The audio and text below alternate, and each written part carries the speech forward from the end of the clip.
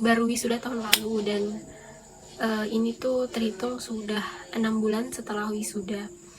Kalau dibilang fresh graduate, ya saya masih fresh graduate dan masih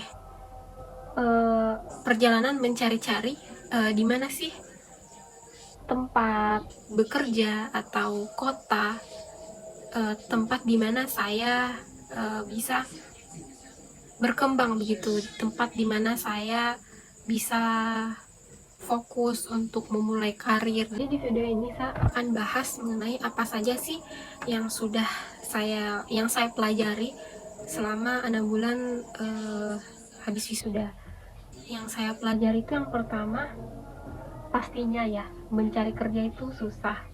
Apalagi kalau kamu tidak punya skill, bukan tidak punya, ibaratnya kamu punya skill yang kamu bawa dari bangku kuliah, tapi itu pun kamu tidak begitu menguasai ilmu tersebut, dan ibaratnya skillnya tuh pas-pasan. Jadi ketika mencari kerja kamu pun pasti akan merasa kesulitan untuk bersaing. Apalagi kalau misalkan ketika kuliah kamu tidak benar-benar mempraktekkan ilmu yang kamu pelajari, entah misalkan kamu tidak mencoba untuk magang atau ikut kegiatan-kegiatan kampus yang bisa membantu kamu untuk mengasah skill-skill yang kamu dapatkan, yang diajarkan dari dosen kamu, seperti itu. Jadi ketika skill pas-pasan, kamu juga akan sulit untuk mencari kerja. Apalagi ditambah kamu tidak punya networking, tidak punya teman atau mungkin keluarga yang bisa membantu kamu untuk memberi informasi di mana sih tempat yang membutuhkan posisi ini dan lain sebagainya. Jadi menurut saya pelajaran yang saya temukan ketika baru selesai kuliah yaitu mencari kerja itu susah. Meskipun kamu punya networking, tapi kalau kamu tidak punya kemampuan, kamu akan merasa sangat kesulitan. Meskipun kamu punya kemampuan tapi tidak punya networking, tidak punya orang, teman, atau keluarga yang bisa membantu kamu, kamu akan kesulitan mencari pekerjaan. Tapi kembali lagi, rezeki itu tidak akan tertukar selama kita berusaha. Kalau kamu mengetahui kamu memiliki skill yang kurang, kamu tidak usah muluk-muluk untuk melamar pekerjaan yang ibaratnya harus sesuai dengan jurusan kamu. Kamu boleh mencoba mencari pekerjaan yang tidak begitu maksudnya tidak begitu membutuhkan kemampuan yang high level. Maksudnya misalkan saya sebagai seorang lulusan arsitektur, saya sadar betul bahwa kemampuan saya di bidang arsitektur masih sangat minim. Bukan berarti saya merasa ini bukan perasaan rendah diri terhadap kemampuan sendiri, tidak, tetapi lebih kepada saya tahu kemampuan saya sampai di mana, dan saya tidak merasa percaya diri untuk bisa membantu perusahaan ketika saya melamar di bidang arsitektur. Jadi alasannya karena ketika kuliah pun saya memang sempat beberapa kali mengambil pekerjaan freelance di bidang arsitektur, tapi tidak begitu lancar karena kendala laptop. Kemudian karena kendala laptop itu sehingga membuat kemampuan saya di bidang desain itu tidak begitu maksimal dibandingkan teman-teman saya yang lain yang punya device yang mumpuni. Tapi saya tidak menyesali itu. Saya cuma bilang bahwa saya tahu saya tidak begitu punya kemampuan yang begitu mumpuni di bidang arsitektur. Jadi saya memilih untuk mencari pekerjaan dulu. Apapun itu akan saya kerjakan. Maksudnya seperti saat ini saya bekerja di justru bidang yang sama sekali tidak ada hubungannya dengan arsitektur. Saya bekerja di bidang yang lebih banyak menyentuh skill-skill Microsoft Office, manajemen, maksudnya berkas administrasi lah, kayak gitu-gitu. Dan kemudian setelah saya dapat pekerjaan yang saya kerjakan berusaha untuk manage time saya, bagaimana caranya supaya ketika saya bekerja di tempat ini saya tidak mengesampingkan kewajiban saya sebagai karyawan di tempat ini, dan saya juga tetap belajar lebih lagi untuk mengasah skill saya di bidang arsitektur.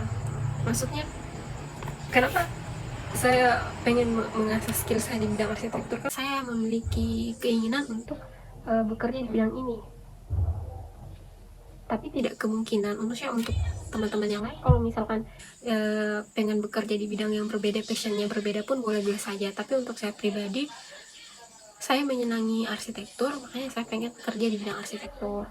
Saya suka, jadi saya pengen kerja. Jadi kenapa pas saya kerja di pekerjaan yang sekarang pun ini menjadi maksudnya anak tangga untuk saya untuk bisa mendapat skill-skill yang dibutuhkan ketika akan bekerja di bidang arsitektur. Salah satu contohnya untuk dapat skill-skill yang saya butuhkan untuk kerja di bidang arsitektur itu saya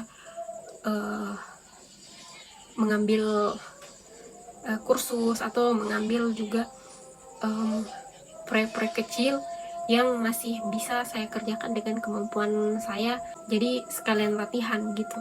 Kemudian saya ambil kursus pun yang berhubungan dengan bidang arsitektur. Kemudian itu tadi yang kedua yang saya pelajari itu time management.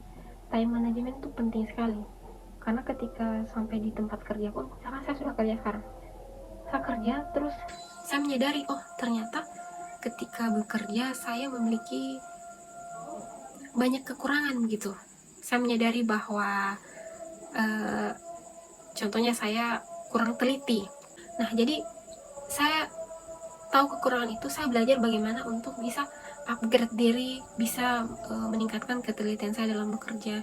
Kemudian saya sadar bahwa time management saya tuh cukup baik, tapi belum begitu baik. Jadi kemudian saya sadar bahwa saya ada banyak kekurangan dalam skill-skill, misalkan arsitektur tadi saya punya banyak kekurangan.